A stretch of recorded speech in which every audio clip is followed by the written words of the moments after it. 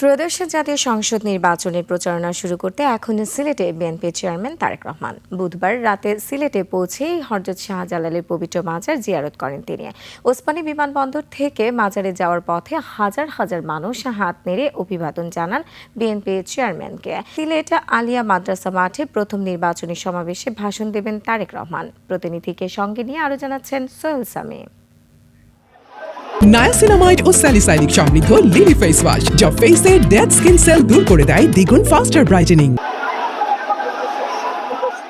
পুণ্যভূমি সিলেটে পৌঁছে হযরত শাহজালাল রহমতুল্লাহ আলাইহের মাজারে বিএনপি চেয়ারম্যান তারেক রহমান নেতাকর্মীদের সঙ্গে নিয়ে করলেন জিয়ারত।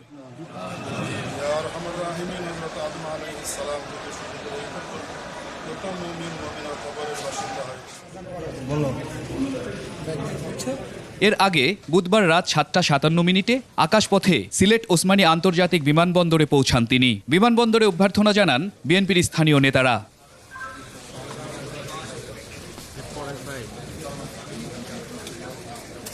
পরে রাত 8:13 লাল সবুজ পতাকার রঙে রঙিন বাসে হযরত শাহজালালের দরগার উদ্দেশ্যে রওনা দেন তারেক রহমান। তাকে স্বাগত জানাতে পথে পথে নামে নেতাকর্মী ও জনসাধারণের ঢল। হাত নেড়ে জনতার অভিবাদনের জবাব দেন তারেক রহমান।